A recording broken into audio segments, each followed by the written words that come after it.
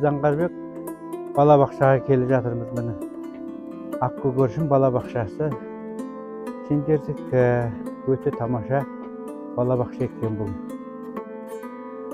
Ал балалар, бүгін біз қазақтың көне заттарымен таныс боламыз. Солардың ішінде ең әуелі біз мына құмырамен таныстырып өтейін сендерді. Бұл құмыраны балалар біз саз балшықтан жасаймыз, балалар? Құмыраның түрлері өте көп болады. Апай, құмыранды қалай жасайды? Ал балалар, құмыраны біз жасау үшін Zangarбектің атасының шеберханасына барып, Zangarбек пен атасы қосылып бізге құмыра жасап береді.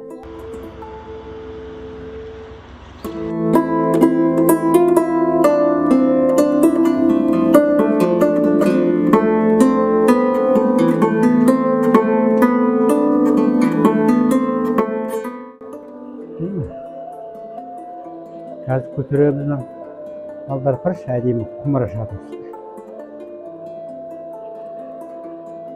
Құмыра ненен жасалады?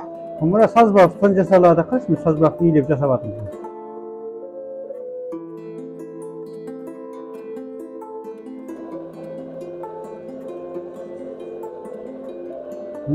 Zangarбек біледі. Туғалы бір осы музейде өсіп жатыр бұл. Өскенде үлкен шебер болады, қашын. Осы құмыраға ұқсап қалды. Қашын, Zangarбек біледі. Аты ғой, құмыраның көлемі қандай? Құмыраның көлемі сазбалшыққа байланысты әртүрлі болады, үлкен кішкентай бола береді. Біз қазір орташа құмыра жасап жатырмыз, қашын міне, мойнын иіп. Zangarбекті көмектесіп жатыр, қашын. Жіңішке құммен асты кесіп аламыз. Кесіп алдық. Zangarбек, алақандар. Бүйтіп отыр. Алақанға саламыз. Атасы екеуі істедік. Алақанды көтер. Ұстап тұр. Zangarбек екеуіміз істеген құмыра. Әдемі. Көрдің бе?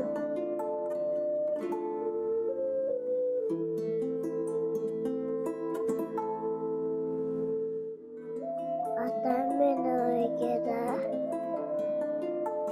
көптен күнімі ой тұтып, севітіп, олар да соп.